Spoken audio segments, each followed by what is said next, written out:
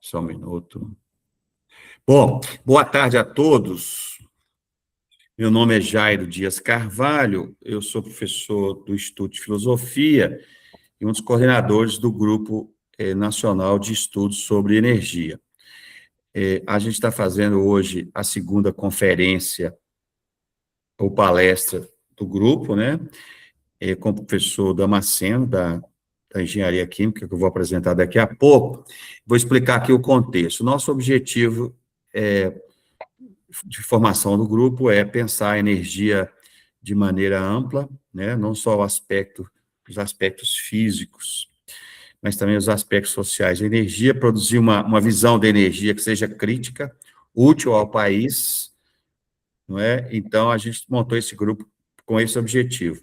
As conferências, essa é a segunda conferência, elas estão dentro do contexto da gente fazer uma...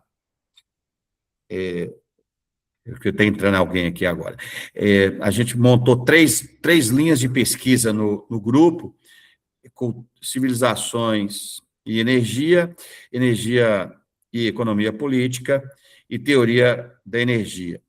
Então, a ideia é fazer uma conferência sobre cada um desses tópicos, para a gente poder imaginar, na sequência, um planejamento de pesquisa e um calendário e um programa de discussão coletiva do nosso grupo. Então, o objetivo nosso dessas palestras é apontar mais ou menos para onde que a gente deve estudar cada tema em cada núcleo. Então, a gente convidou, né, o professor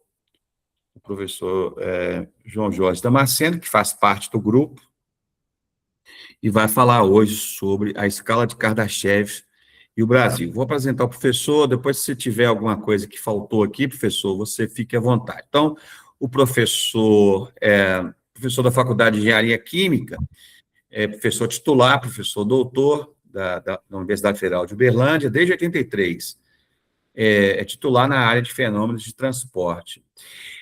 Ele possui como atividade de pesquisa fenômenos de transporte, aplicações das energias alternativas e processos de separação. Participou de várias atividades administrativas, foi prefeito de Campos, né?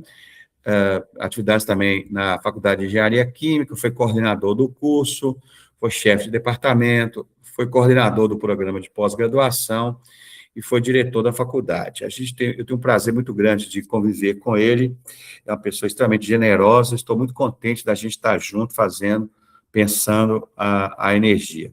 Viu, professor? Então, você fica à vontade, depois que você apresentar, a gente abre para as perguntas. Obrigado. Muito obrigado, uma boa tarde. Primeiramente, quero agradecer ao professor Jairo pela generosidade de fazer um convite para participar desse grupo, que realmente, eu gosto muito da questão de multidisciplinaridade. Eu sou engenheiro, né? E gosto muito da visão filosófica da questão da energia. Então, hoje nós vamos conversar. Então, nós temos esse ciclo de palestras que foi pré-agendado. A primeira palestra ela já ocorreu, que era o conceito da energia, né? O conceito da energia. Essa palestra ela está gravada, eu recomendo a todos os participantes de darem uma olhada, que foi uma palestra muito interessante, comentou sobre a evolução, exatamente a evolução filosófica da ciência nessa parte de energia. Bom, hoje eu me proponho a falar de duas coisas que, bom, eu tenho que falar delas separadamente, né? Porque, primeiro, o Brasil, a questão do Brasil e a energia, os pontos positivos e os pontos negativos que nós temos hoje na matriz energética brasileira, e, depois disso, como decorrência até filosófica da questão da necessidade da energia, a gente vai falar um pouco da escala de Kardashev e suas implicações. Então,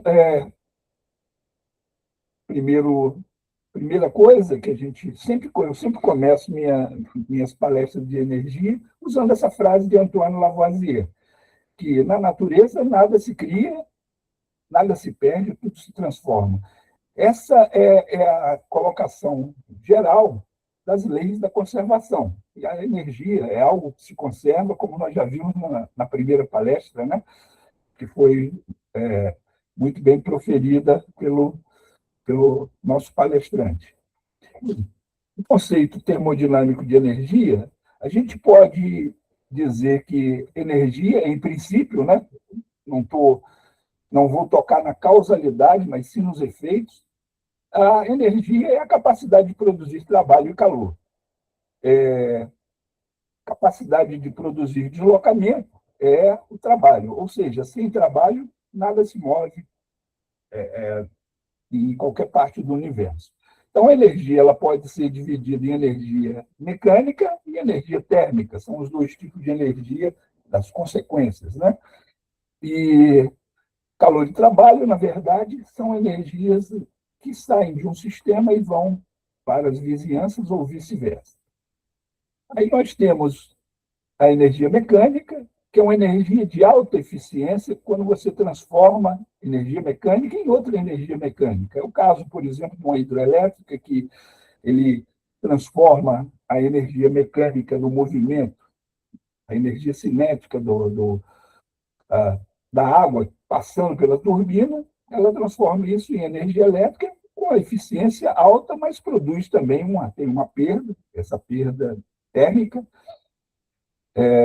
uma parte é convertida. Já a energia térmica, ela é uma energia que produz energia mecânica na transformação com menor eficiência, bem menor a eficiência, e ela mantém boa parte dela. A maioria dos motores que a gente tem utilizando a energia térmica, eles ficam por volta aí de 1/3 de eficiência, de rendimento, ou seja, produz energia mecânica apenas 1/3, né?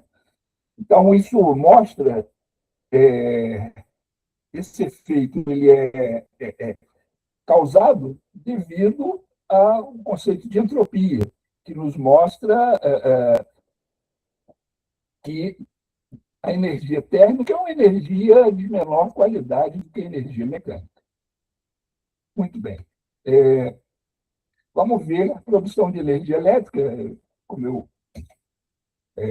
mostro nesse slide, é o seguinte: nós temos sempre uma fonte de energia, pode ser mecânica, pode ser mecânica, pode ser térmica.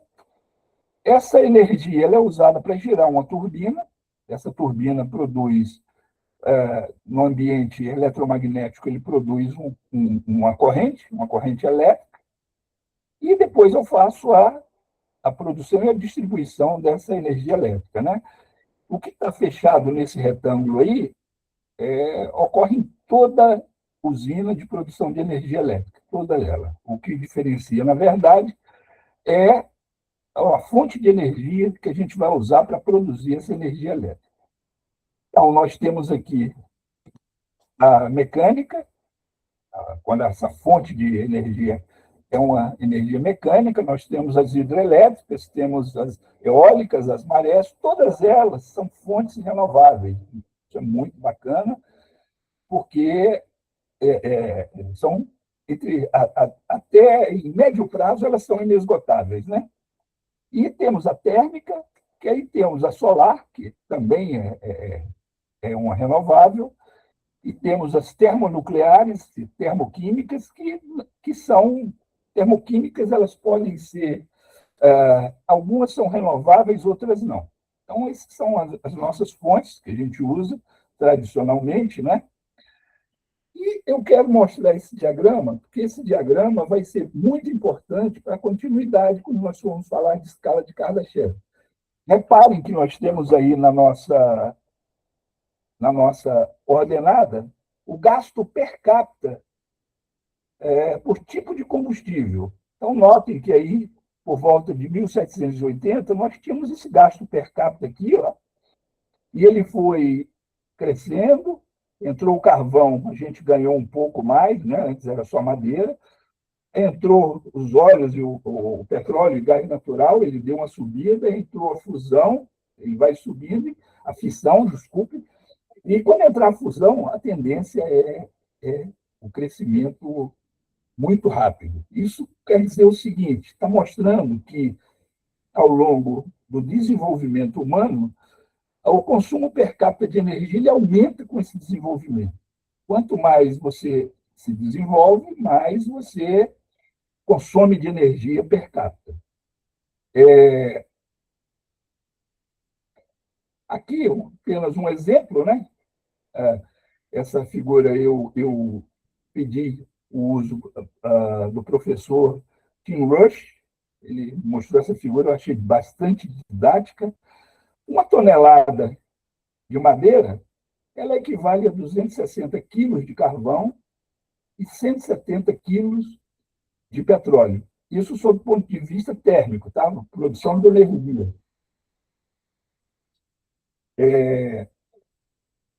E urânio, 80 miligramas. Isso mostra a potencialidade do uso do urânio para a produção de energia. Ele equivale a uma tonelada de madeira, né? E de 170 quilos de petróleo. Bom, aqui é apenas um exemplo que eu também aproveitei do professor Tim Rush, para manter a cidade de Nova York um ano funcionando. Nós temos aqui 16 milhões de toneladas de madeira, vamos passar direto para o petróleo, 5 milhões de petróleo, de fissão 55 toneladas. Né? A fusão, que a gente ainda não domina, quer dizer, a humanidade ainda não domina, 700 quilos apenas, e aqui a antimatéria, que é um sonho futuro, só 3 quilos. Né? Bom, visto isso, nós temos aí a questão do Brasil. Vamos dar uma rápida passagem pelo Brasil, mostrando que aqui, nesse ano aqui, que é 2001, nós temos aí a maior parte da produção da energia elétrica brasileira, ela é feita por hidrelétricas, né? Aqui, por hidrelétricas. E uma boa parte, que nós tínhamos aí 93% em 2001, era hidrelétrica. É um número bastante alto, né? Passados 5 anos, esse número caiu de 93% para 81%. E aumentou a questão do gás natural, né?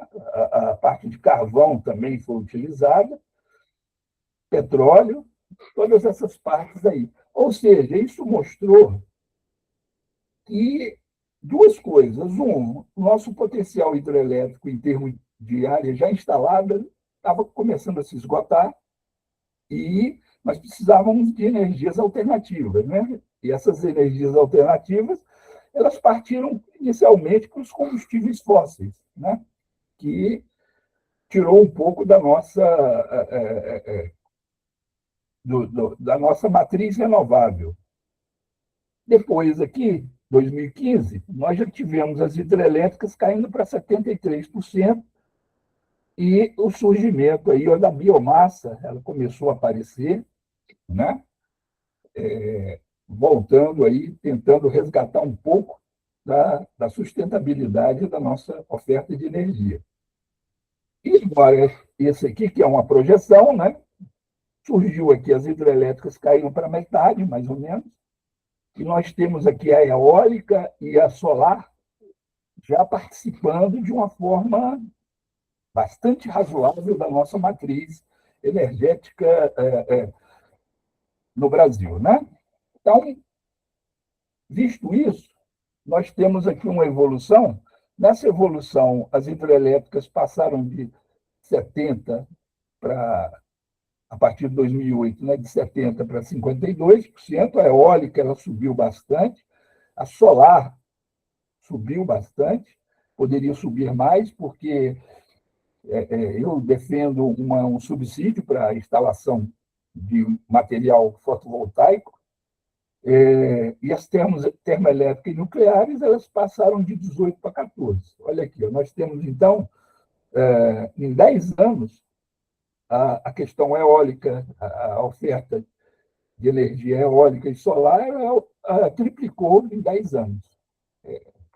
É uma coisa bastante alvissareira.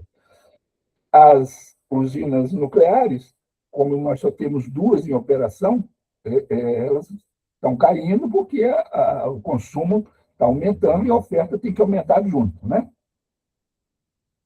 Bom, algumas coisas que a gente deve observar.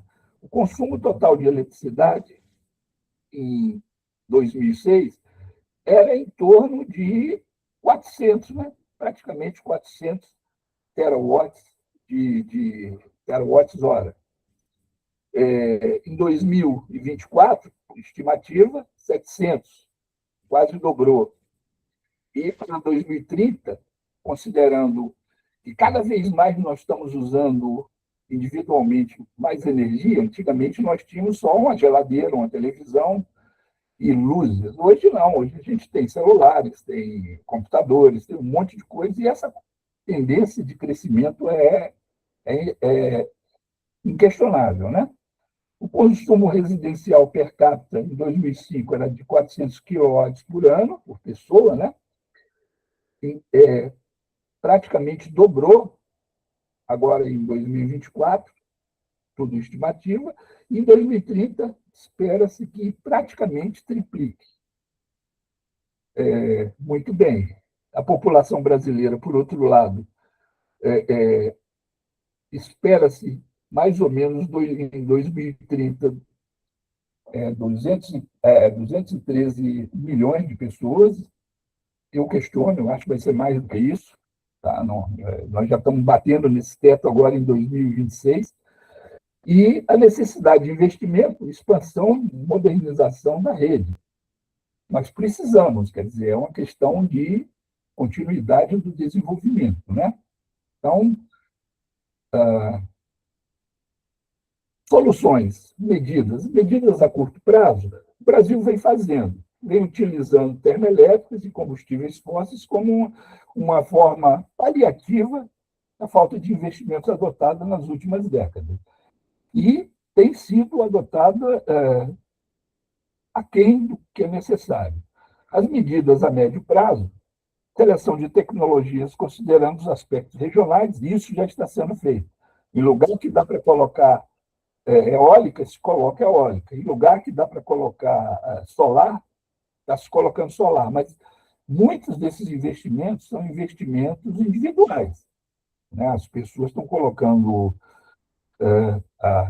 a parte solar em casa, né? Pagando do seu próprio bolso, e colocando isso na rede e utilizando quando precisa, né? Você tem um saldo. E a longo prazo, soluções a longo prazo, aí seriam usinas geradoras no próprio local do consumo, para evitar as perdas de distribuição. Nesse ponto, eu sou um franco defensor do uso do átomo. A energia nuclear, nós já vimos aí, em slide anterior, que ela produz muita energia, né? E a oferta de urânio e para fissão e de hidrogênio para fusão muito tempo. O urânio, nós temos aí uma oferta aí tranquila para 10 mil anos. 10 mil anos. 10 mil anos, gente, é muito mais do que a nossa história escrita, né? Então, temos essa possibilidade. Conclusões sobre a oferta de energia no Brasil. O Brasil tem colocado muitos esforços e usando bastante energias sustentáveis. Isso é um lado muito positivo. Tá? É a parte que a gente tem que aplaudir, que mesmo não sendo uma ação direta governamental, mas é uma ação que o brasileiro está fazendo. A parte eólica, alguns estados estão colocando, e a parte solar, ela vai muito das pessoas e das indústrias, né? Entretanto, a pesquisa no uso de fontes nucleares, que apresentam grande produtividade, é ainda muito incipiente no Brasil, mas muito mesmo. Nós temos as nossas usinas têm 40 anos, né? Então, nós não estamos estudando com a devida aplicação a essa tecnologia, que é uma tecnologia que não vai poder deixar de ser usada, não tem jeito, porque a demanda está está aumentando e a oferta tem que tentar acompanhar a demanda para não encarecer aí todo o processo de produção de energia, né? É um exemplo, enquanto Estados Unidos, China, Rússia, Índia, vários outros países têm investido fortemente no, na fusão, por exemplo, no estudo da fusão nuclear, que para mim vai ser energia do futuro próximo, o Brasil não investe. Nós não temos estudos representativos para isso, né? Então, isso vai dificultar o nosso alcance de independência energética, porque nós temos limites para o uso de energia solar, temos limites para o uso de energia eólica. A energia eólica, em alguns locais, não, ela é indisponível. Então, eu creio que, mais cedo ou mais tarde, o Brasil terá que se debruçar sobre a questão do átomo. E quando você tem usinas localizadas, com 3 a 4 usinas nucleares, por exemplo, distribuídas na região nordeste do Brasil, resolveria o problema energético de lá sem precisar ter grandes perdas na transmissão de energia de outras regiões. Então, isso aqui demonstra o seguinte: o progresso ele está vinculado ao consumo de energia, não tem jeito. Quanto maior o progresso, se tem uma civilização, maior vai ser o seu consumo de energia. Aí, nos anos 60, que foram anos muito interessantes, eu acho que foi um segundo, eu considero que foi um segundo renascimento da civilização, porque tanto na parte, tanto na parte tecnológica quanto na parte humana, nos anos 60 nós tivemos muitas coisas interessantes, inclusive essa escala, né? Kardashev é um russo, e ele anunciou em 1969, 1964, a famosa escala de Kardashev, que relaciona o desenvolvimento de uma civilização com o seu consumo de energia. É utilizada para estimar o grau de desenvolvimento de uma civilização. Até hoje ela é utilizada. Então, a escala de Kardashev, ela foi colocada em 3 níveis. Atualmente, já tem algumas suposições de mais 3 níveis, mas nós vamos nos ater a esses que, para mim, já são suficientes para entender alguma questão. Civilização de nível 1 é considerada uma civilização planetária. Ela consegue controlar todas as energias do seu planeta nativo, ou seja, em torno de 10, de 1 seguido de 16 zeros, né? Bastante quintilhões de watts. Olha, nós não chegamos ainda ao nível 1 da escala de Kardashev, nós estamos aí por volta de 0,72. Então, mas 100 a 300 anos, seria possível se chegar aí a uma oferta de 10 a 16 watts. Bom, o nível 2, por sua vez, é uma civilização estelar. Tem a capacidade de controlar toda a energia do sistema estelar onde o planeta está. 10 a 26, ou seja, aumentou, multiplicou por 10 a 10, quer dizer, 100 bilhões. Né?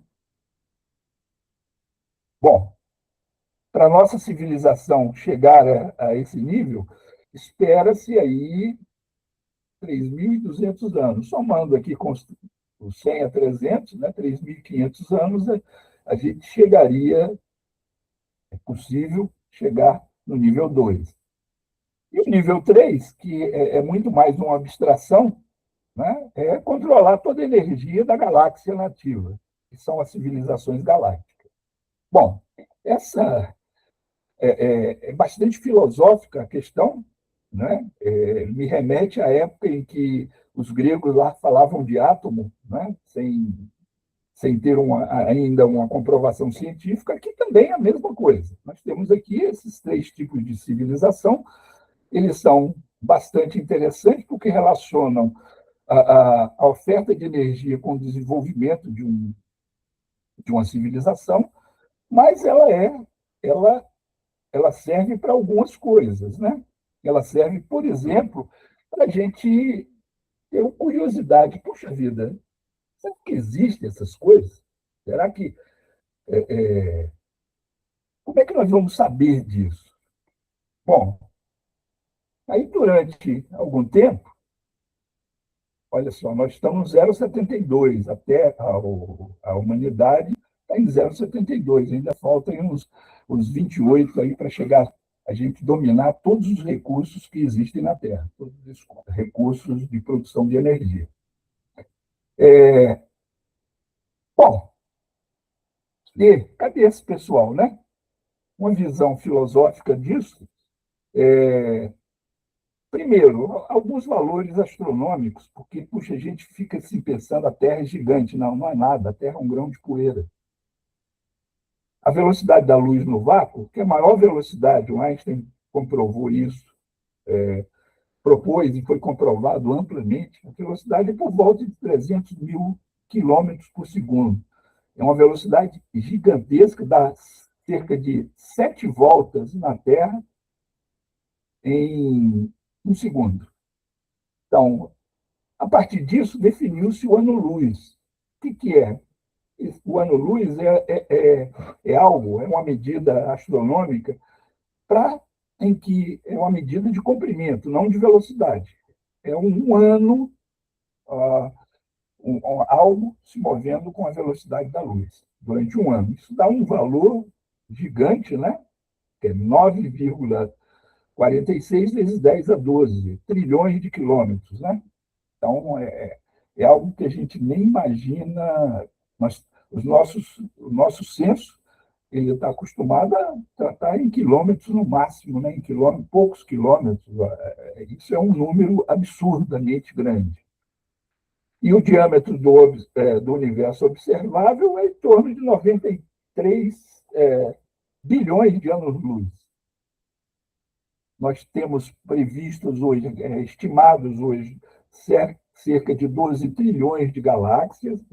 A nossa Via Láctea é uma galáxia apenas, né? E o diâmetro da Via Láctea, que é a nossa galáxia, são 100 mil anos-luz. Puxa, isso é coisa para burro. 100 mil anos-luz quer dizer, para você ir de um lado para o outro dela, você gasta 100 mil anos andando na velocidade da luz. Bom, a unidade astronômica é uma unidade, é mais ou menos o valor médio da distância entre a Terra e o Sol. É mais ou menos 8 minutos-luz. Ou seja, a luz que nós estamos vendo chegar hoje do Sol, chegar agora do Sol, saiu de lá a 8 minutos. O recorde de velocidade que nós temos até hoje é o Parker Solar da NASA. Ele, olha só, ele está em menos de 0,03% da velocidade da luz. Nós estamos muito longe, está muito longe mesmo. Para que eu estou fazendo isso? É para tentar ver como é que a gente vai achar se existe realmente, tentar validar a teoria, a hipótese de Kardashev, né? A distância média de nossa estrela para a estrela mais próxima que nós temos aqui, mais próxima do Sol, que é próxima a Centauri, nós estamos aí mais ou menos 4,25 anos-luz. Isso é muito, muito, muito longe, e apesar de ser a mais próxima. Eu fiz uma pequena escala que eu não coloquei aqui. Se a gente fizer o Sol do tamanho de um melão, o Sol de um tamanho de um melão, colocarmos o Sol, a Terra, ela vai estar mais ou menos, mais ou menos um grão de poeira, ela vai estar mais ou menos a 22 metros desse melão, e próximo a Centauri vai estar na distância Rio de Janeiro, Portugal. Só para ter uma ideia do absurdo, né, que nós temos aí. Se nós pegássemos esse foguete que nós temos e fôssemos para Alpha Centauri, nós levaríamos quase 12 mil anos para chegar lá. Bom, aí é uma foto do Hubble. Cada um desses pontinhos aí, gente, é uma galáxia, tá? Uma galáxia.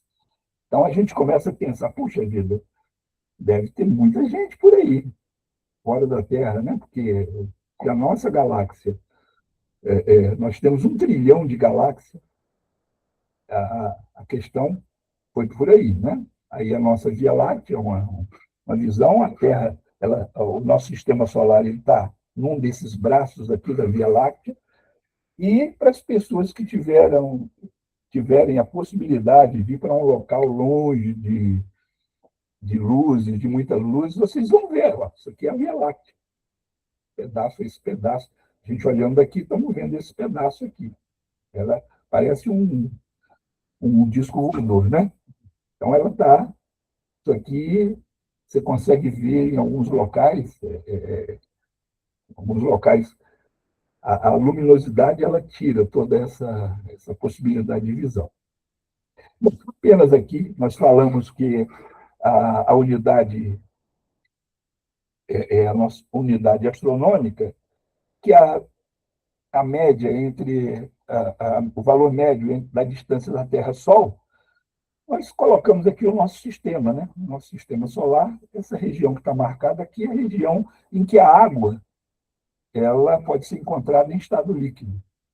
Tá? Então, é onde, em princípio, poderia sustentar uma vida como nós conhecemos. Né?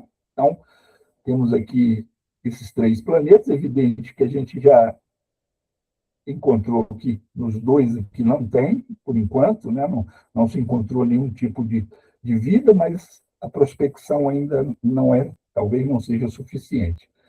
E Carl Sagan, que é um grande inspirador aí das pessoas que gostam de pensar sobre o universo, ele colocou: se não existe vida fora da Terra, então o universo é um grande desperdício de espaço. É uma bela frase. Vocês viram aí o tamanho do universo, né? Como é que é. Então, a partir daí, foram colocados, e isso aí cientificamente, diversos telescópios, né? Radiotelescópios, para tentar localizar vida, né? Em algum lugar. Para que isso? Olha só, tudo isso veio com Kardashev. Kardashev fez uma proposição e que, até agora, essa proposição ela não foi demonstrada experimentalmente, mas a busca, nós estamos há mais de 50 anos buscando sinais, né? Pelo que eu conheço, houve apenas uma situação em que parece ter havido uma coisa que não conseguiu se repetir. Parece ter conseguido, foi o chamado UAU, né? Foi encontrado lá nos anos 70, 77. Encontrou-se algum tipo de transmissão ou de transmissão coerente. Bom, Drake, ele também, nos anos 60, ele fez uma equação, que é uma equação, ela não é uma equação, digamos assim, exata. Ao contrário, ela é estatística e depende muito dos seus fatores. Essa equação de Drake, ela coloca aqui, ó, esse número de civilizações na galáxia capazes de conseguir se comunicar. Aí ele coloca aqui o número de estrelas existentes na galáxia. Isso aqui é uma pequena alteração, porque o dele ele coloca por ano, né? Criação por ano, mas eu acho que assim fica melhor. E a fração de estrelas que possuem planetas, tá? Número de planetas capazes de suportar a vida, região habitável. Então, até aqui, até o NE, né, o FP, o R, o FP e o NE, a gente tem valores relativamente exatos. Tá? Isso aí já agora nós obtivemos. A partir daqui, não. A partir já do do FL, nós temos planetas em que a vida efetivamente surge. Bom, nós conhecemos a nossa, né? Por enquanto é só a Terra.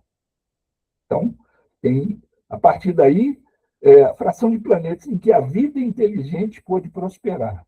Quer dizer, particularmente, eu creio que nós vamos encontrar vida unicelular, microbiológica, em muitos locais, mesmo no planeta, mesmo aqui no nosso sistema solar. Né? Possivelmente, eles estão muito próximo de demonstrar, a NASA está muito próximo de demonstrar que Marte já suportou vida microbiana. Está muito próximo, eles encontraram uma rocha com a formação que os geólogos eles pressupõem que aquele tipo de coloração na rocha aqui na Terra só é causado por micróbios, né? Mas como eles não fizeram uma análise completa, não chegou. Então, até aqui, o grande pulo do gato é essas células unicelulares elas começarem a se... Um belo dia, um micróbio foi comer o outro e, ao invés de deglutir, ele incorporou e aí foi formando os sistemas multicelulares, né? E a função de civilizações fora a parte inteligente, né, ela começou a se comunicar, começou a ter uma civilização que pode se comunicar por via de rádio. Por exemplo, a Terra ela está dentro de uma bolha, mais ou menos 100 anos-luz, foi quando, 100 anos atrás, nós começamos a trabalhar com radioemissão, né? Então, nós estamos dentro de uma bolha de 100 anos-luz. É nada, é praticamente nada, como vocês podem perceber naquela questão que eu coloquei ali atrás. Bom, aí os pesquisadores, nós temos aqui 1 trilhão de galáxias no universo, e isso aqui, científico, tá? Já é um número bastante aceito. Nós temos aqui também, considerando que os astrônomos, 200 bilhões de estrelas na Via Láctea. Nós vamos usar esses números para tentar preencher a equação de Drake. Considerando que 90% das estrelas na Via Láctea abrigam planetas, hoje a gente já sabe que isso é verdade. Antigamente a gente não tinha esse número. Os exoplanetas que já são mais de 6.000, que já foram encontrados na Via Láctea, né? Em estrelas. Então, a existência de planetas orbitando estrelas é a regra, não é a exceção. Então, considerando que apenas 1 em cada 100 mil desses planetas pode desenvolver efetivamente a vida, e 1 sobre 100 mil dessa vida evolua para seres inteligentes, olha só, são dois, é um vezes o outro, viu? É um número estonteantemente pequeno. Considerando que apenas 1% da vida inteligente existente na galáxia pode atingir a comunicação interestelar, considerando, aqui é um número, esse número a gente não tem, é um chute enorme, e eu espero que esse chute esteja errado, né? Que, considerando que capazes de comunicar com o espaço interestelar, possuem uma expectativa de existência de 200 anos, extremamente baixo, né? Porque isso veio junto com o átomo, né? Nós já gastamos aí mais ou menos, ainda não chegamos a 80 anos, né? Que dominamos o átomo. Isso costuma-se dizer que é uma possibilidade de filtro, e talvez as civilizações elas não consigam passar por isso. Esses números, eu coloquei alguns números aqui, bastante baixos. Talvez o mais difícil de você comprovar é esse aqui, né? 1 sobre 10 a menos 5 de seres inteligentes, a possibilidade de acontecer. Talvez esse número esteja alto, mas vamos ver o que dá isso. O número de estrelas existentes está ali, os 200 bilhões, né? A fração de estrelas que possuem planetas, colocamos 0,9, mas o que está se mostrando hoje é que é 1. Toda estrela tem planeta. Número de planetas capazes de suportar vida. Nós colocamos 1, porque esse a gente, nesses planetas capazes de suportar vida, 1 é porque somos nós, né? Planetas cuja vida pode surgir, 10 a menos 5, esse número está em vermelho porque é uma estimativa, não é uma certeza. Fração de planetas em que a vida inteligente pode prosperar, também 10 a menos 5. Note que a multiplicação desses dois já vai dar 10 a menos 10, ou seja, 1 sobre 10 bilhões, 1 em 10 bilhões. Aqui, a fração de civilização capazes de comunicação, apenas 1% dessas 1 sobre 10 bilhões. Civilizações 200 anos, a gente optou, encontra só na nossa galáxia 36 civilizações, pelo menos de igual a nosso desenvolvimento ou acima. Tá? Então, 36. Quero dizer que isso não é um número exato, não. Esse número depende muito desses vermelhos que foram colocados aqui. Esses outros aqui estão relativamente corretos.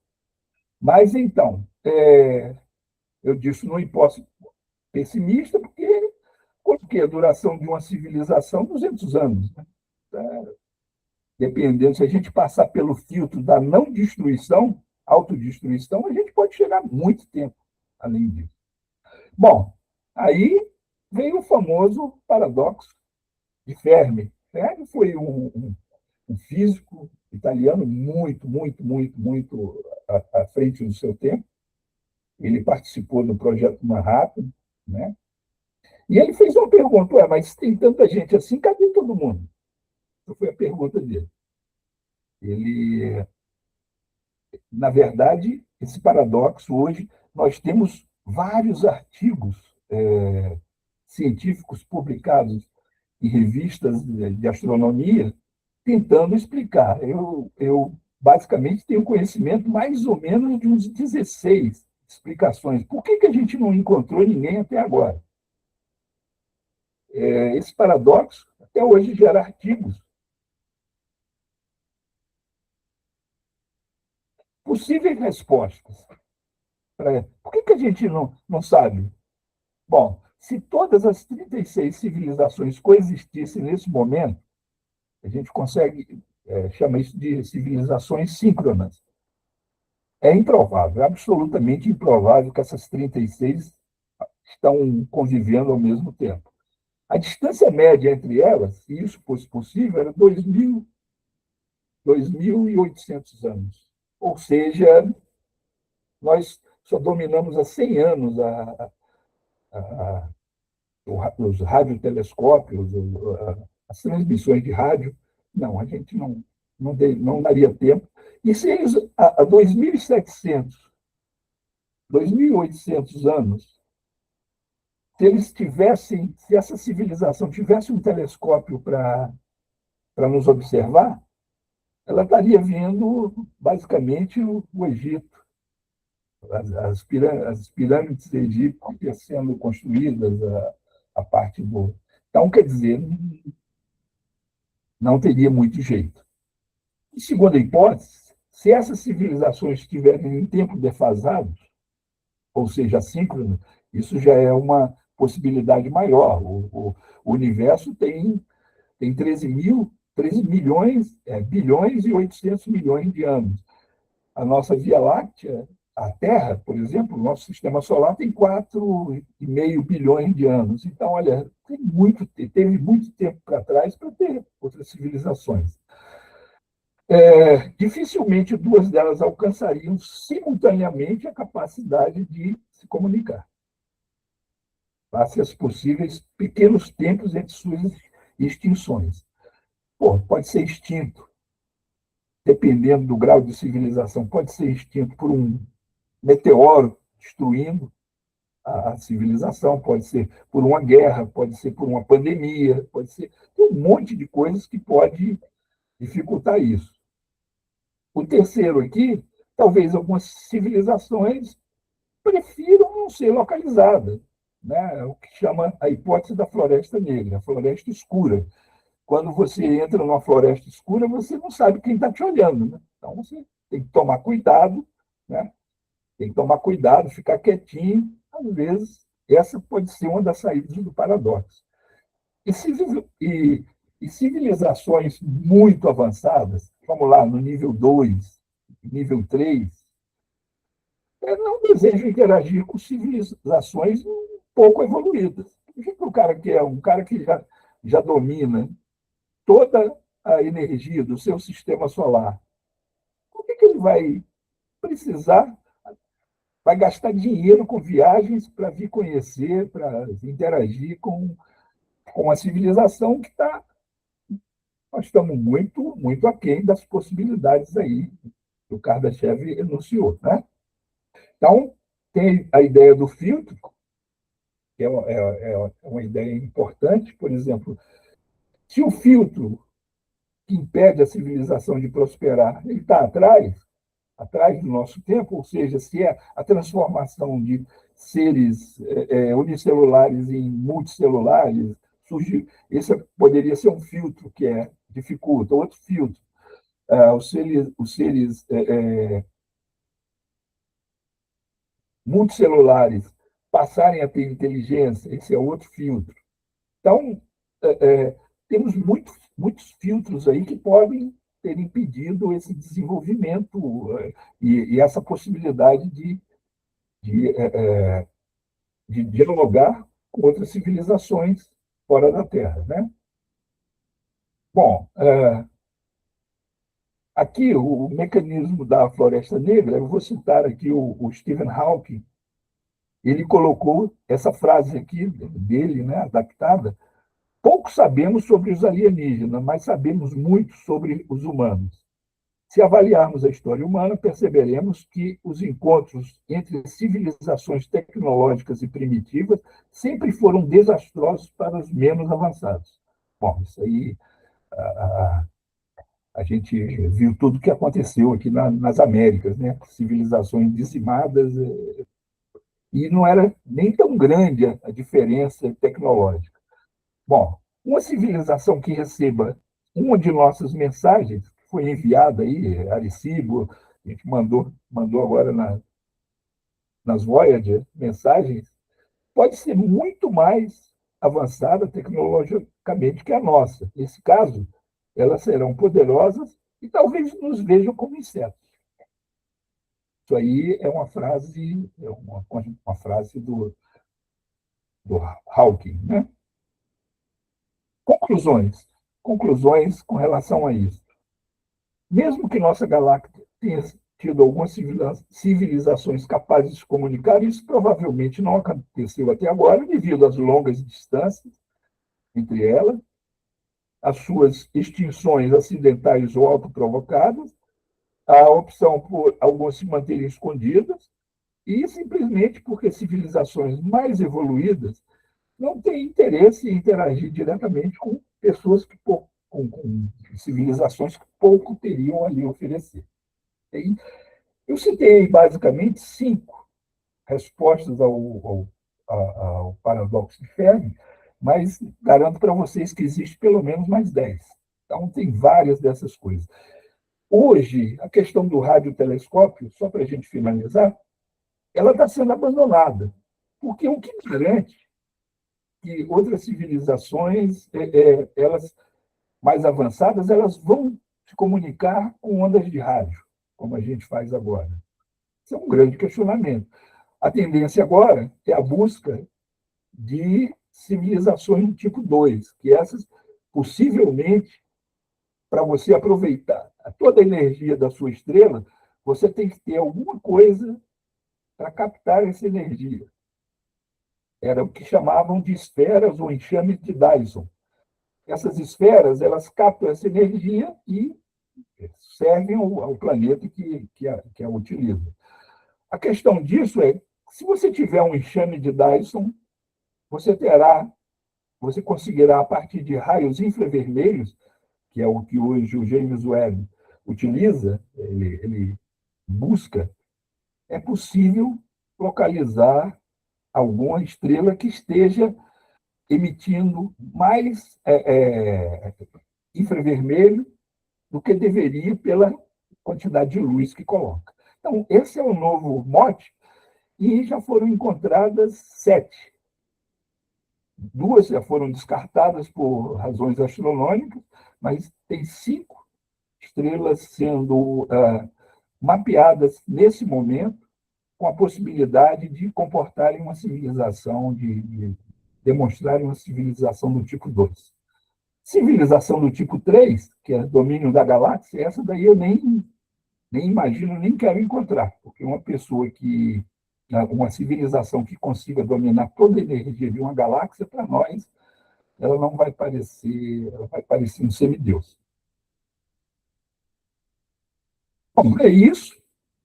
Aqui, apenas um fechamento, uma foto que foi retirada, e foi retirada da Messenger, que foi uma nave da Terra que foi mandada para orbitar Mercúrio, primeiro planeta lá do Sistema Solar. Ela tirou uma foto, essa foto com 83 milhões de quilômetros de distância, equivalente a dar 2.075 voltas na Terra, uma volta diária, por mais de 5 anos.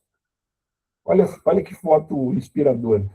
Ali a Terra e a Lua. Se a gente pensar, tudo que existiu até hoje, todos os nossos antepassados, tudo estava colocado nesse pontinho. Por essa razão que eu acredito que a equação de Drake ainda vai nos dar surpresas. Não é possível que um universo com 83 bilhões, um universo observável, 83 bilhões de anos-luz, resuma toda a sua função a isso aqui. É isso. Muito obrigado. Professor, muito obrigado pela palestra, muitas questões para a gente conversar. Vamos abrir aí, depois eu queria fazer um comentário, vamos abrir aí para as perguntas. Eu peço às pessoas que façam perguntas bastante breves, né, para a gente poder não fazer digressões e ficar mais fácil, mais gente participar. Perguntas curtas, muito bem. Vamos lá, Leandro, vai começar com você. Eu tô travando aí para vocês? Não, tá normal? Não. Ok, tá. Não, tá normal. É que para mim a minha imagem travou aqui agora, mas tudo bem. Então, eu penso que a escala de Kardashev uma boa forma da gente visualizar as nossas expectativas quanto ao futuro da humanidade, né? Mas, igual eu comentei com o Jairo, me parece haver algumas objeções para a gente conseguir atingir essas escalas, né? Então, por exemplo, se a gente tentasse atingir a escala 1 de Kardashev estando na Terra, né, seria impossível.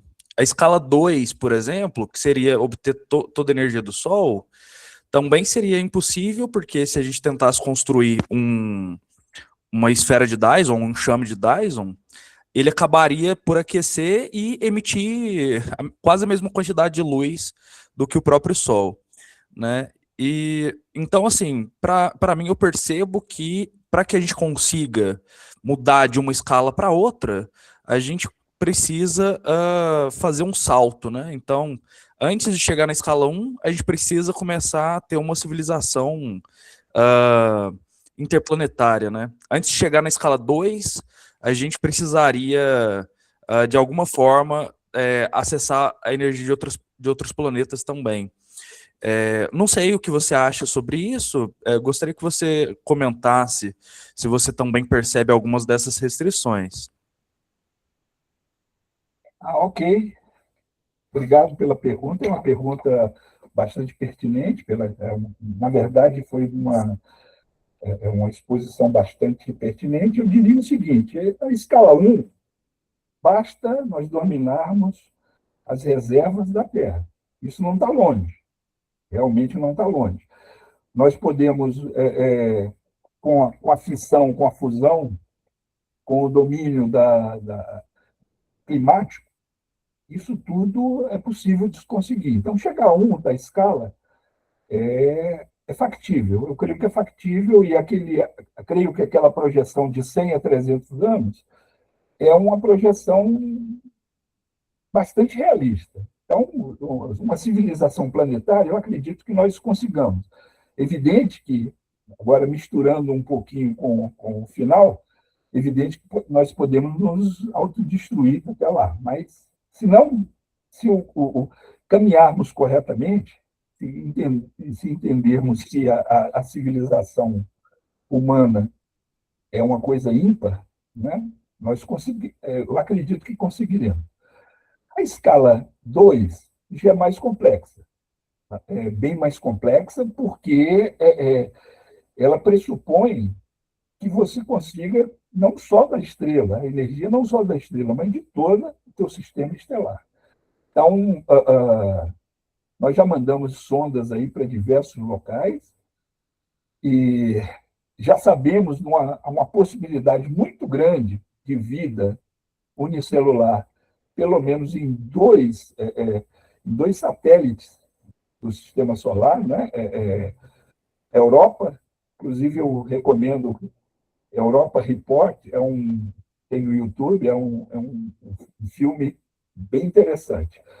Então, temos essa possibilidade. Agora, a construção de um enxame de Dyson, isso é uma coisa que vai levar séculos, né? Levaria séculos a partir do momento, e a matéria-prima para construir essa estrela, esse enxame, certamente, se eu vejo alguns cientistas colocando isso, se nós chegarmos nesse nível, nós vamos ter que destruir Mercúrio, para usar Mercúrio como matéria-prima para esse enxame.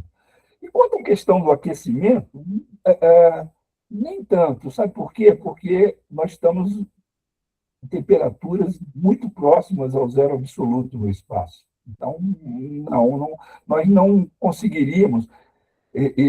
Nós teríamos perda, sem dúvida, a termodinâmica lá mostra que você conseguir trabalho a partir de energia térmica e eficiências baixas. Mas, enfim, nós conseguiríamos, e aquele número de 10 a 26 é um número que é calculado considerando essas perdas. Tá? Então, hoje, a busca de civilizações está no nível 2, né? Está tentando se procurar alguma estrela que apresente essa questão do infravermelho, emitir mais infravermelho do que visível. Então, isso, como eu disse, tem 5 exoplanetas na mira disso aí. Quer dizer, sistemas estelares na mira disso aí. Eram 7, 2 foram descartados porque foi demonstrado que havia poeira estelar no meio do caminho. Agora, 5 ainda estão sendo estudados. Com relação a 3, essa daí eu já acho que não. Essa daí acho que não. Acho que no máximo se chega a 2 e 3, sem dúvida, porque um que consiga dominar toda a energia da nossa galáxia, ele domina inclusive a nossa. Leandro, perfeito. Muito obrigado. Depois você volta, sei que nós vamos continuar, sim, né? Com certeza. A Lília está perguntando, professor, se existe uma escala para classificar as civilizações já conhecidas. Eu acho que ela está falando das civilizações do planeta, né? Se existe alguma escala. E eu queria, assim, já aproveitar, são duas coisas, que é o seguinte, eu acho que o problema é quais são as consequências, né, da gente controlar e dominar a energia planetária. Eu acho que talvez seja isso, quer dizer, quais são as consequências negativas, né, da gente se controlar e dominar. E a última coisa que eu queria que você comentasse na hora que você, né, puder, que é o seguinte, que a escala não diz como a humanidade vai controlar e como ela vai dominar a energia do seu planeta, né? Então, a pergunta seria o seguinte, quais sistemas técnicos que a gente teria que usar, quais tecnologias energéticas que nós deveríamos confeccionar para controlar e dominar a energia? Uma coisa que a gente já conversou rapidamente, né? Mas existe um critério aí, né, de tecnologias mais ou menos eficientes para fazer esse controle e domínio da energia planetária, que a escala não diz, né? Verdade, verdade. Na verdade, a escala, aquela primeira pergunta com relação à civilização humana, nós temos aí uma dispersão. Nós temos países que estão um pouco mais do 7,2, temos países que estão um pouco menos do 7,2. Esse valor é um valor médio para a humanidade, né? Eu diria, por exemplo, hoje a China é o país que está crescendo, está aumentando mais esse nível com relação essa dispersão com relação à média. A China hoje está buscando energia de todas as formas possíveis. Para vocês terem ideia, a China hoje ela está em construção e ativas em usinas nucleares, ela está chegando a 100. Nós temos duas. Os Estados Unidos ela vai ultrapassar essa questão nuclear, os Estados Unidos, rapidamente, porque ela está construindo agora, eu estou sem um número aqui, vocês me perdoem se eu errar o número, mas uma média de 50 usinas estão sendo construídas atualmente, né? Então, eu creio que ocorre essa dispersão. O Brasil, sem dúvida, está abaixo do 7,2, sem dúvida. Agora, o Brasil tem uma vantagem momentânea, que é usar energias renováveis. Nós estamos mais de 84% de toda a energia que nós produzimos, energia elétrica, é renovável. Isso é muito bom, é um bom caminho, mas ela é renovável, mas quero lembrar, ela não é infinita, né? Quando nós temos um potencial aqui de energia renovável, nós estamos por aqui, ó. Mas a hora que a gente passar aqui, não vai adiantar. Nós vamos ter que ter outras alternativas. E, para mim, a alternativa, eu acho que nós vamos chegar, tangenciar ao nível 1 quando nós dominarmos a fusão nuclear. A fusão nuclear, ela produz muita energia, e é uma energia limpa, é uma energia que a produção da fusão nuclear, ela é energia do Sol. Ou seja, você está, quando um reator para produzir energia de fusão, ele, na verdade, é uma mini estrela na Terra. Então, serão várias. Isso, quando a gente tiver energia suficiente, nós vamos melhorar a nossa condição, por exemplo, de simulação, de computação. Nós já estamos aí com pelo menos umas 3 empresas já desenvolvendo o chip quântico, né? E esse chip quântico, eu li uma matéria, hoje a gente tem que tomar cuidado com o que lê, mas eu li uma matéria que esse chip ele resolveu um problema de engenharia que levaria 7.000 anos para ser resolvido nos computadores convencionais, ele resolveu em 8 minutos, porque ele é processamento paralelo. Isso precisa de energia ao extremo. Para a gente, note que para você subir esse degrau aí na escala tecnológica, de conseguir simular determinadas coisas que a gente não consegue exatamente por tempo de computação, isso vai demandar muita energia. Então, no momento em que nós tivermos energia suficiente, com essa capacidade computacional que está realmente sendo descoberta, né, nós poderemos, inclusive, ter previsões de tempo exatas, nós poderemos ter previsão de terremotos exatas, nós poderemos ter previsões de todas as coisas que hoje, para nós sabemos mais ou menos como nos proteger, mas não sabemos quando é que elas vêm.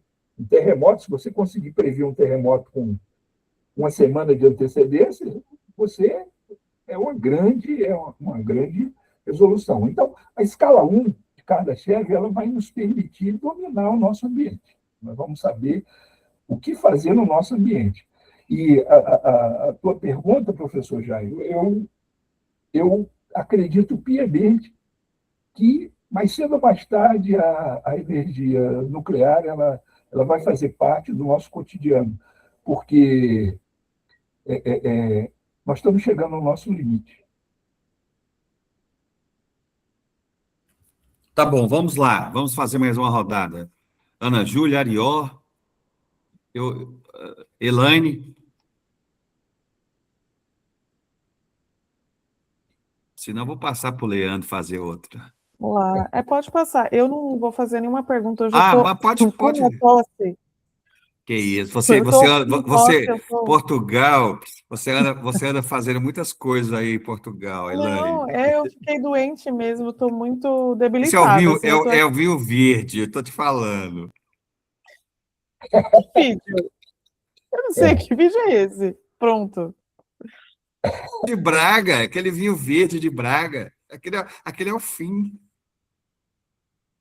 Isso eu nunca experimentei, viu, Jair?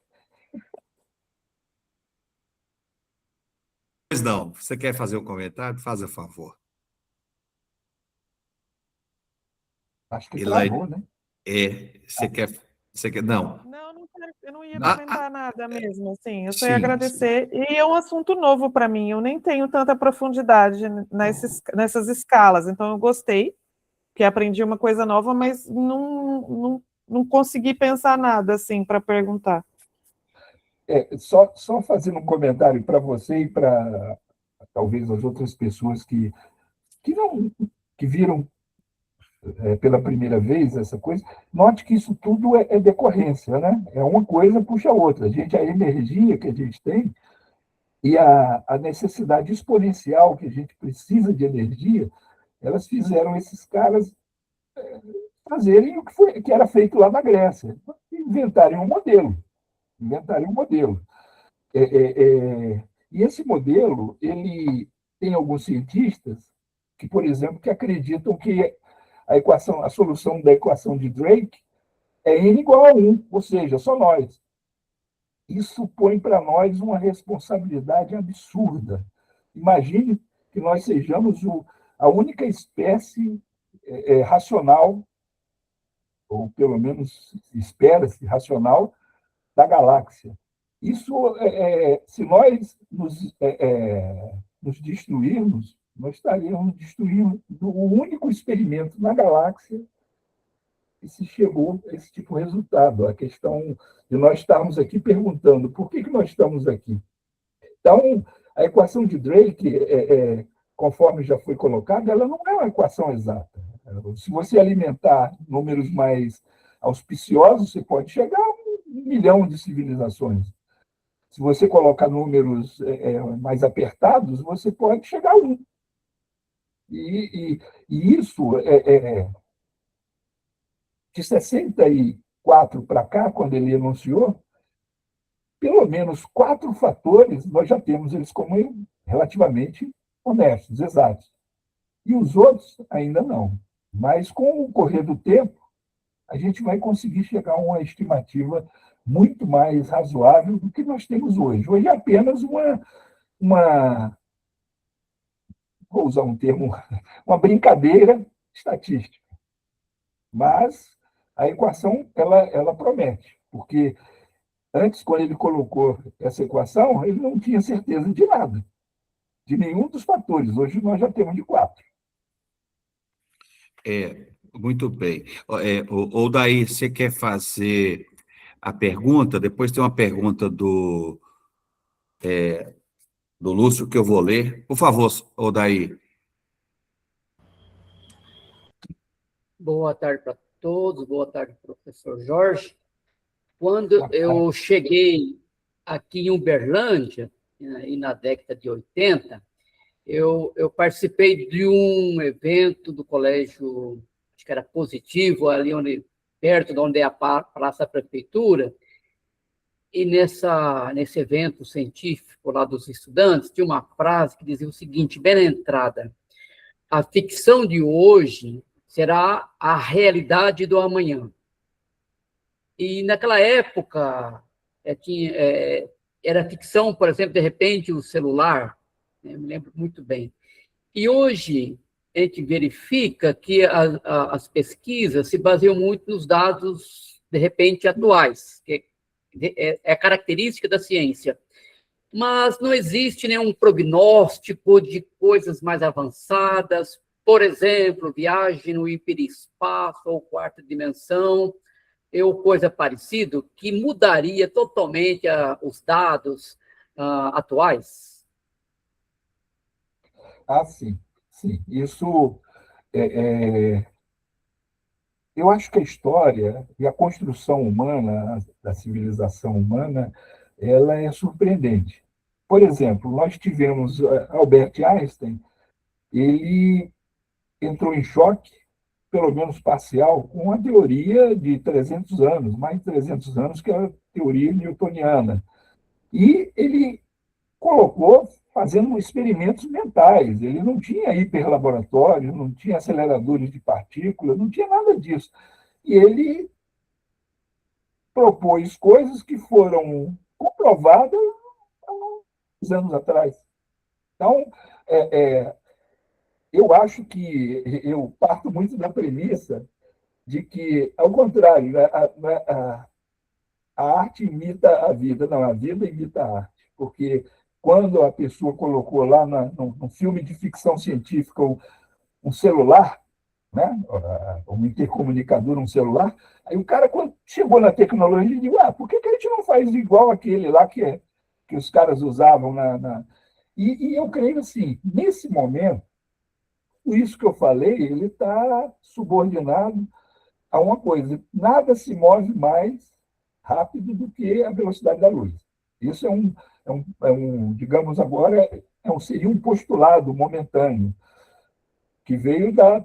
Agora, se a gente conseguir, de alguma forma, viajar no hiperespaço, na dobra espacial, isso tudo muda bastante. Mas os cálculos, tem um cientista mexicano que trabalha numa universidade americana, que eu confesso que não me lembro o nome da universidade, Lacombière.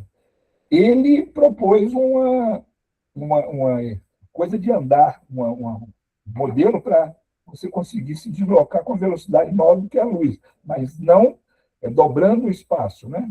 Você tem aqui, você quer ir de um pulso ao outro, você pode fazer isso, né? E andar direto.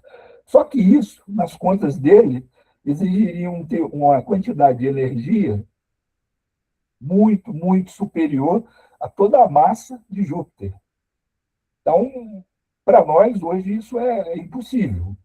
Seria impossível você manipular o tecido espaço-tempo de tal forma que você pudesse fazer isso. Mas pode ser possível, olha, a ciência e a imaginação humana são coisas pródigas. Eu não duvido de nenhuma das duas. Tá bom. Professor, o Lúcio Flávio está fazendo a seguinte pergunta, né? Que a escala não menciona a relação, a melhoria das relações sociais. Então, a pergunta dele é a seguinte: por que a escala ignora a melhoria na qualidade de vida da humanidade como fator decisivo na análise? O foco dele é as relações sociais. Por que ele não inclui esse conceito de relações sociais na escala? Bom, eu não saberia dar uma resposta final para isso. Eu acho que é difícil, mas o que eu creio? Eu creio que tudo que nós fazemos na nossa vida é lutar por energia. Você ganha dinheiro por quê? Porque você precisa de dinheiro, a questão econômica, para quê? Para adquirir energia. Como? Uma roupa? Energia. Comida? Energia. É, é, se essa energia chegar a um nível de abundância que você não precise se empenhar tanto em adquiri-la, a minha crença é de que as relações sociais, as disputas, elas vão diminuir bastante. Porque as disputas hoje, uma parte que eu passei rápido ali na apresentação, é que nós temos oferta limitada. E as pessoas disputam essa oferta, e isso gera as tensões sociais. Se nós tivermos condições, um dia, de ter abundância de energia que faça com que a produção de alimentos seja insignificante, o custo da produção de alimentos, seja insignificante, Isso aí, sem dúvida, é um acessório, um ganho acessório que nós vamos ter com esse domínio da oferta de energia. Porque, sinceramente,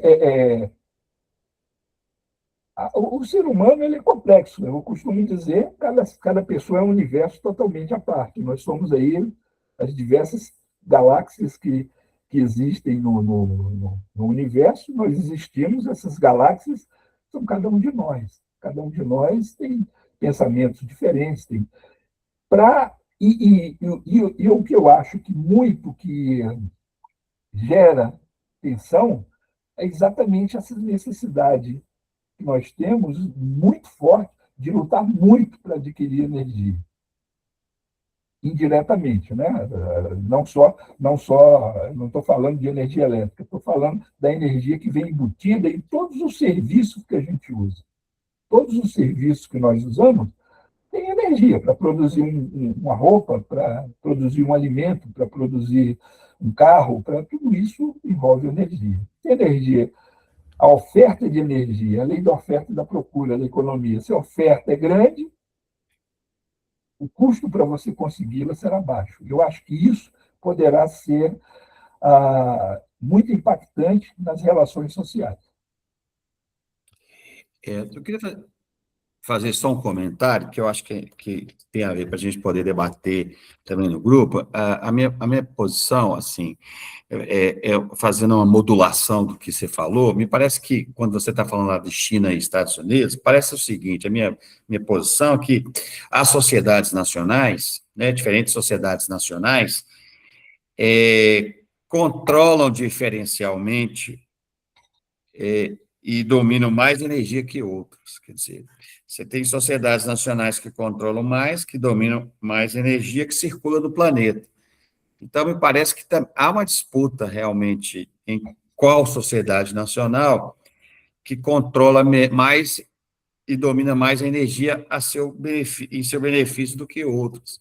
Eu acho que a escala também ela não leva em consideração quem é que vai dominar e controlar essa energia planetária, né? Quer dizer, uma escala, a humanidade, mas a humanidade ela está dividida em nações, em várias outras, em classes, etc., dependendo da sua teoria sociológica. Então, parece que essa discussão de quem controla a energia planetária, a distribuição dela, também deveríamos pensar, sabe? Não sei o que você acha disso, assim. Eu creio assim, essa equação de Kardashev, esse modelo de Kardashev, ele levou em consideração apenas tecnologia. Ele não levou em consideração as relações interpessoais. Eu fico imaginando que a única coisa que pode unir a humanidade hoje é, primeiro, o custo de energia baixar, e mais ainda, que eu espero que nunca aconteça, é aparecer uma civilização querendo interferir na Terra. Aí a Terra se une. Aí eu não tenho dúvida que aquela história, o inimigo do meu inimigo é meu amigo. Né? Tem essa coisa, pode ser degenerado, mas isso vai ser a primeira coisa. Se aparecesse uma civilização aqui que quisesse dominar a Terra, certamente alguma nação ia querer puxar o saco desses caras para ter vantagem. Mas ao perceber que não teria, que na verdade o cara não precisa de você, a união, eu parto muito da premissa daquele filme, que é A Vida Imita a Arte, né? Do Independence Day, que o mundo se uniu todinho porque senão seria destruído. Mas eu acho assim, essa equação, na época em que ela se propôs, na época em que ela foi proposta, ele tentava ligar apenas a oferta de energia com a civilização. Ela não levava em conta, e eu reconheço que isso pode ser um erro, e talvez deva ser um bom trabalho aí para os filósofos, né?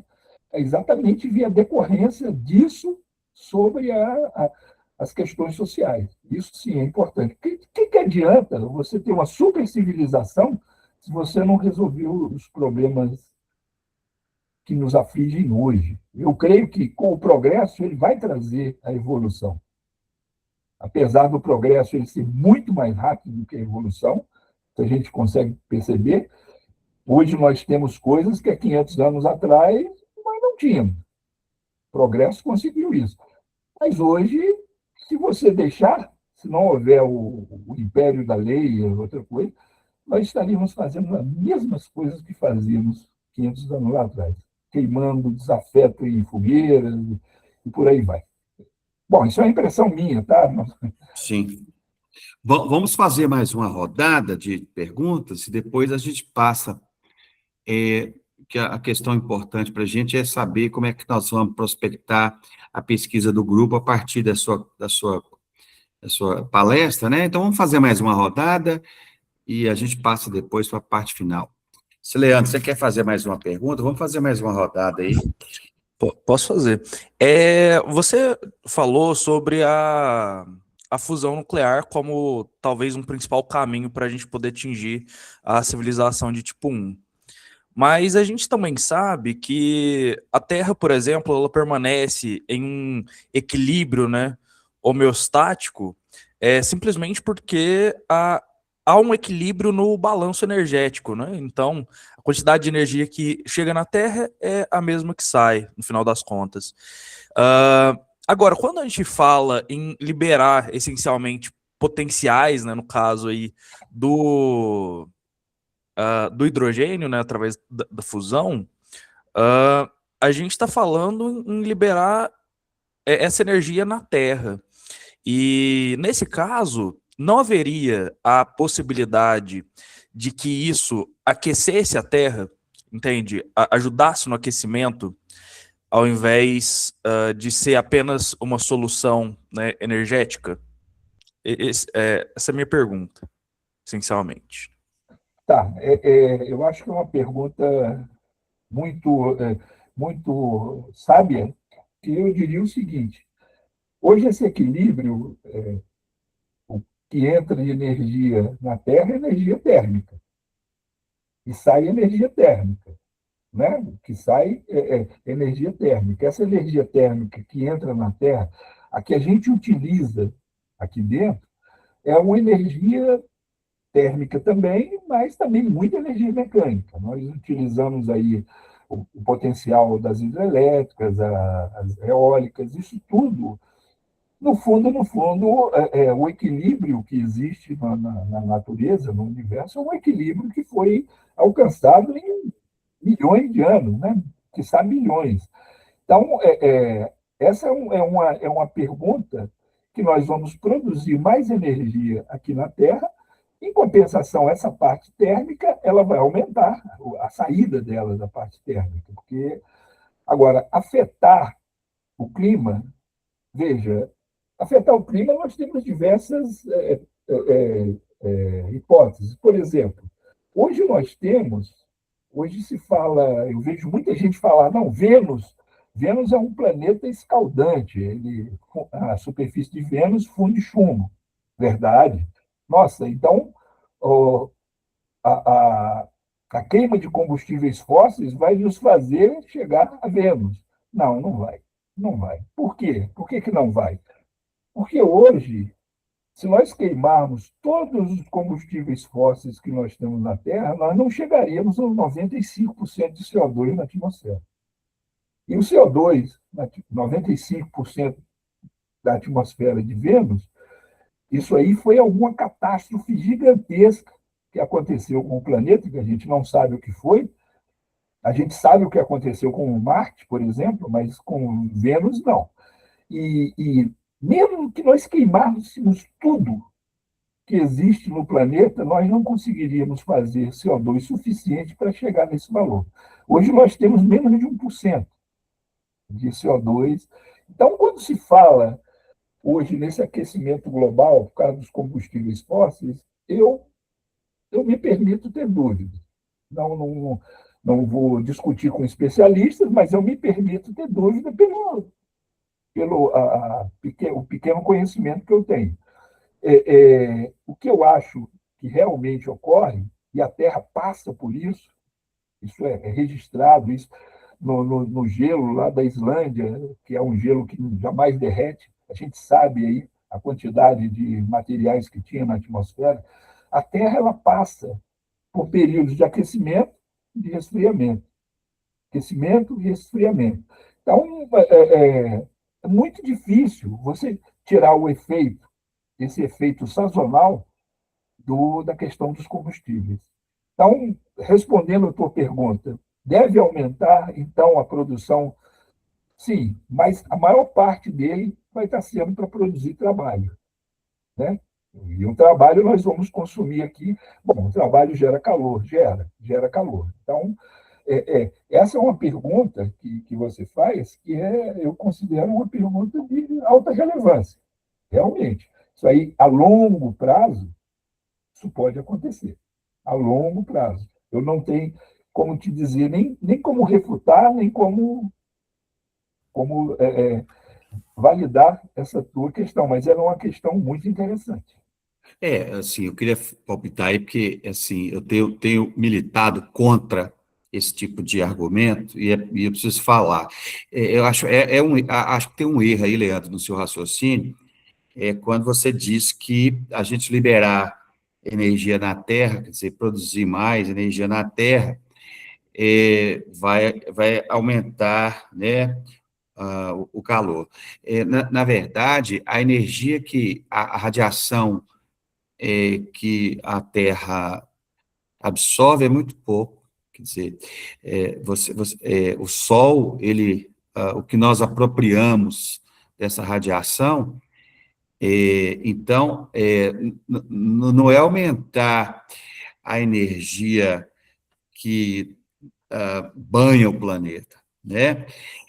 Usar de maneira mais interessante essa energia que já tem o equilíbrio. Quer dizer, o Sol, ele emite radiação, e uma parte ela é absorvida, né, pela humanidade, e a outra parte ela é dissipada no espaço, né? Então, tem o balanço energético. Então, o problema é o seguinte: o que nós fazemos com essa energia que já está banhando o nosso planeta, entendeu? Não é o aumento da energia, como é que nós vamos usar, né, essa energia que já está disponível e já está no balanço, entende? E aí, o problema não é aumentar, o problema é de conversor. Quais são os conversores? Quer dizer, quais são os sistemas de conversores que nós vamos usar? Mas quando a gente vai falar em sistema de conversores técnicos, nós também estamos prevendo que o conversor ele tem também uma maneira, tem um dissipador, entendeu? Então, assim, aumentar. Se a gente for aumentar o nível de energia ou de conversão, nós também temos que prever tecnologicamente como é que nós vamos dispersar o calor dessa quantidade que a gente já está apropriando, entendeu? Então, assim, parece que como se a gente vai aumentar, mas a gente já tem o que é vertido sobre a Terra, já é muita coisa. Você não precisa aumentar isso, não. É melhor, como você usa melhor isso que já está vertido. Pois não, professor? Sim. Jairo, eu entendi a pergunta de uma outra forma. É porque nós estaríamos gerando mais energia que além da que já chega. Mas o que eu digo? Pensando um pouco assim, filosoficamente. Mas não é gerir, é converter. Você não cria energia do nada, você está convertendo. Mas Jairo, é igual quando você usa a fissão nuclear, né, do urânio. Vamos pegar essa tecnologia que já existe. A energia está ali guardada, entende? Ela não... Ela é massa ainda. Ela ainda não se transformou, ela ainda não se dissipou, né? A partir do momento que você libera essa energia, como, né, se eu adicionasse um novo termo nesse balanço.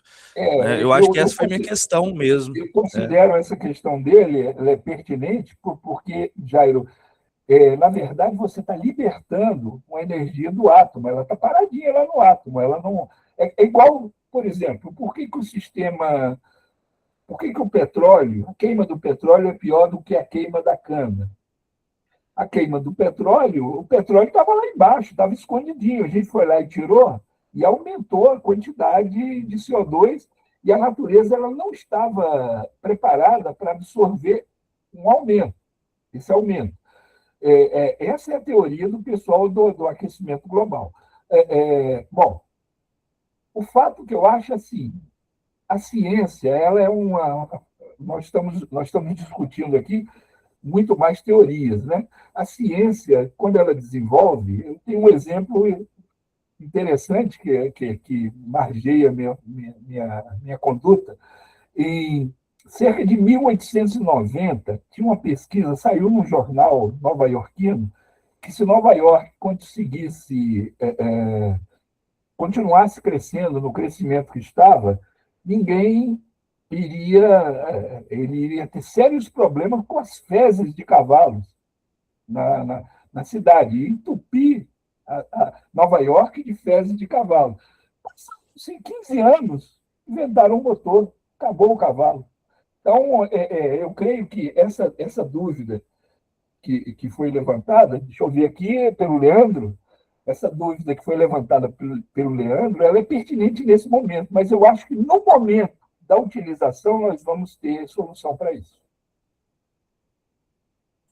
Perfeito, muito obrigado. Continuar debatendo aí, Leandro, não tem problema, não. É porque, assim, agora, eu entendi, quer dizer, que você está dizendo que quando a gente estava falando assim, quando adicionar um novo termo à equação, que você estava pressupondo não só a radiação solar, mas a fusão nuclear, né? Isso. Não, aí tudo bem. Aí a gente vai ter que, eu tenho que reposicionar. Porque se for só a radiação eletromagnética solar... Ela já tem equilíbrio, né? Já está, Você pode usar mais ou menos, assim, né? Dependendo do conversores mais eficientes. Você está dizendo quando a gente adiciona uma energia artificial, né?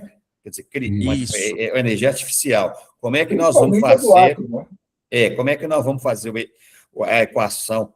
A equação aí é o novo termo, tá certo? Aí eu concordo que estou de acordo, né? Perfeito. É a que nós estamos conversando, né? Vamos lá, né? Desculpe. Pode falar. Não, nada não. A minha única questão é que eu acho que meu único levantamento aqui é para que a gente possa levar em consideração também, sabe? E não ignorar algumas dessas consequências, né? Verdade. Mas Leandro, eu acredito que... Vamos usar um outro exemplo. Um exemplo aqui que eu converso muito com minha esposa. Ela não estava assistindo, mas aí teve que sair.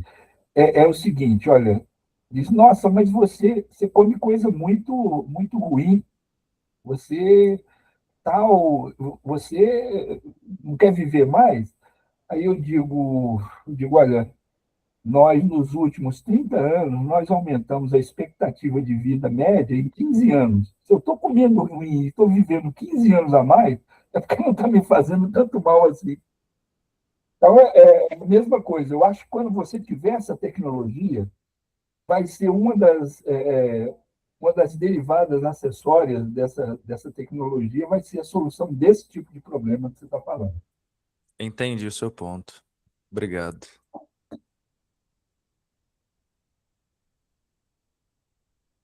Vamos lá, mais uma última rodada para a gente passar para a parte final. Ana Júlia. Bom, alguém quer perguntar? Você quer perguntar, Leandro? Você quer fazer um comentário final? Então, eu vou fazer um comentário final para a gente passar.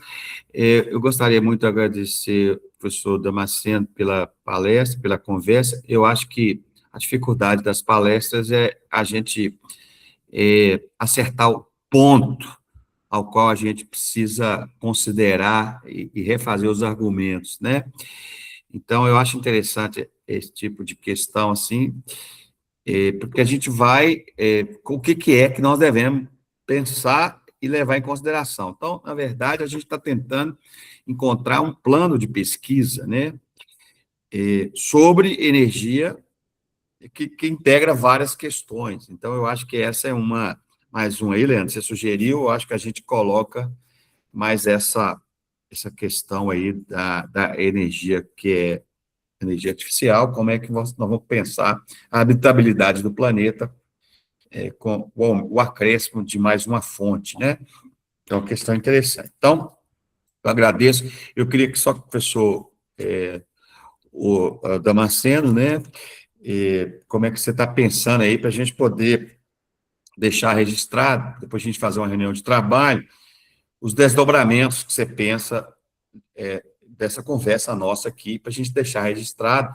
Depois nós vamos fazer uma reunião aí, todos estão convidados, vamos fazer um evento aqui em Uberlândia também no final do ano, para a gente poder organizar a pauta de conversa, de pesquisa, alguma coisa mais sistemática, produzir, publicar, etc. Como é que você está pensando aí para a gente poder encerrar, professor? Bom, eu gostaria, primeiramente, de agradecer a todas as pessoas que participaram. Realmente é uma discussão que ela partiu de um ponto de vista regional nosso, e a partir desse ponto de vista regional ele foi expandido para um debate muito mais filosófico do que propriamente de engenharia. Eu peço desculpas por possíveis imprecisões que eu tenha cometido, mas eu busco muito essa parte, eu tenho conversado muito com o professor Jairo, eu gosto muito dessa parte da filosofia que trata da ciência. Muito. Eu acho a ciência sem filosofia ela não existe, porque a filosofia é que faz que faz a construção dos modelos que a gente vai utilizar e testar. É aquela coisa, a vida imita a arte, né? Então, você tem um modelo, aí esse modelo está funcionando, está interessante, não, vamos testar se ele vale. E isso é a ciência se utilizando da filosofia, como sempre foi, né? Então é muito bom participar de um grupo que eu possa colocar algumas coisas e aprender muitas outras coisas. Então, nesse ponto, deixa eu só aproveitar, eu vou só compartilhar essa tela, né? Só um minuto, só para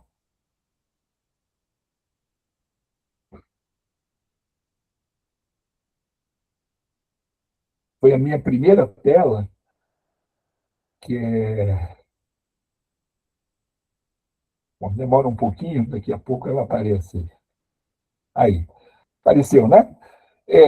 Essa primeira palestra que já aconteceu, essa segunda foi a de hoje, e eu gostaria de convidar todas as pessoas que estão aqui para participarem dessa terceira palestra, que vai ser proferida pelo, não sei o título, mas o senhor Jonoel Gonçalves, que ele vai falar das inovações tecnológicas. Eu vejo uma sequência absolutamente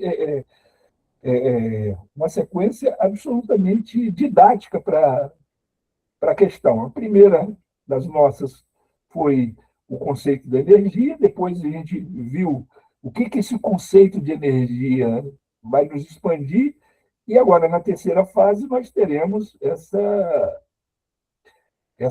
questão das inovações tecnológicas, que realmente pode nos ajudar, aí eu acho, professor Jair, pode nos ajudar, ao final desse ciclo de palestras, a montar realmente o nosso caminho.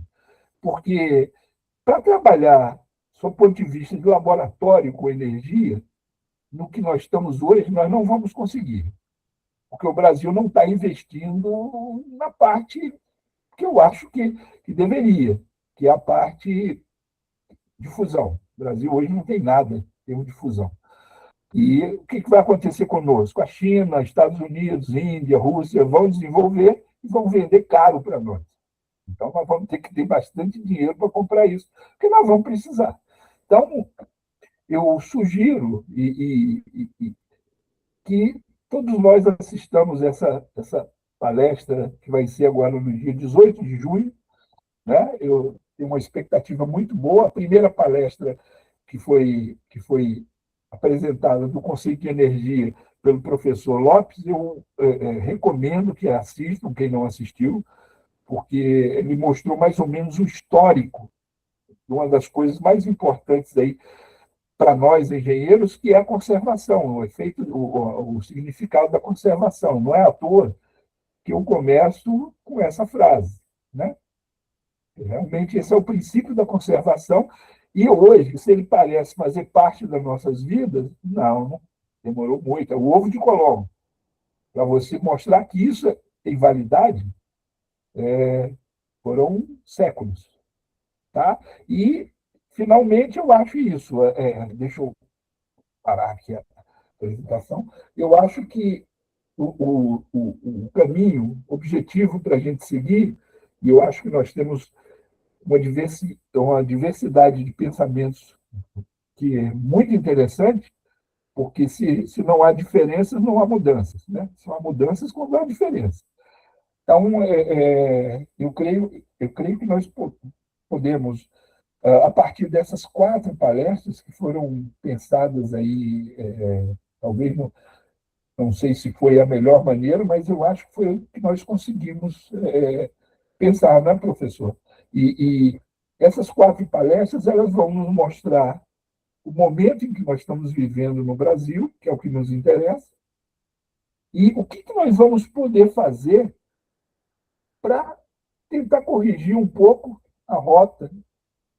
O que nós podemos fazer, se é que podemos fazer, né? Para corrigir uma rota melhorar nossas expectativas energéticas. Porque, como eu disse a vocês, a escala de Kardashev de 7,2, o Brasil não está. Nós estamos abaixo disso, sem dúvida. Muito bem. A gente, né, Leandro, assim, está conversando também o grupo. A gente vai fazer depois dessas 4 palestras, também tem a Elaine para falar, tem a Fernanda sugeriu falar sobre terras raras. A gente vai encerrar esse ciclo, começar um outro e também fazer uma reunião de trabalho. Nós vamos convidar todo mundo para a gente poder, juntos, configurar esse plano, né? Eu vou aproveitar para deixar registrado, eu fiz uma reunião com alguns, né, estudantes ontem para nos ajudar a coordenar as linhas de pesquisa, viu, Damasceno?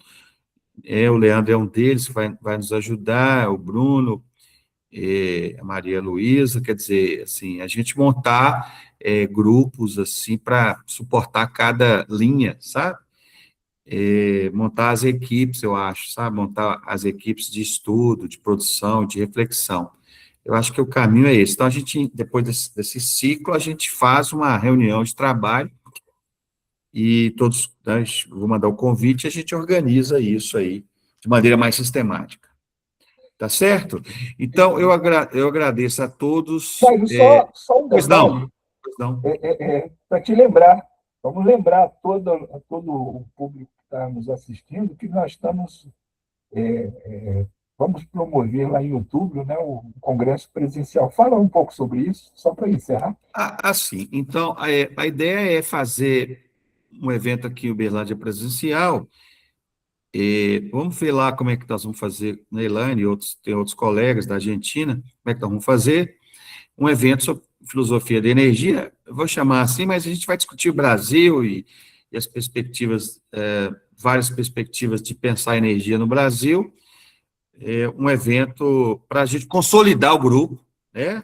A gente pretende fazer um seminário numa manhã do evento, um seminário público, aberto, em que nós vamos tentar planejar as linhas, planejar as diretrizes de pesquisa do grupo. O importante é a gente também não dispersar, ter muitos temas, organizar os blocos mais importantes de questões.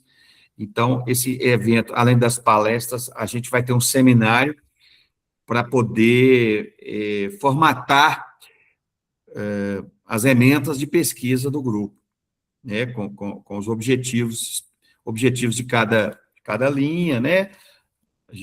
Então, seria isso, né, professor? Um evento em novembro.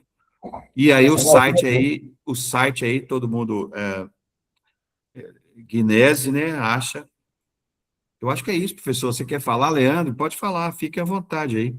Não, eu Gente, só queria encerrar. lembrar, para a gente alertar os nossos amigos que estão participando, amigos e amigas, e para nos honrar com a presença nesse evento, que está sendo está sendo planejado com muito cuidado, com muito É carinho, para verdade. a gente ter E, uma boa e aí, participação.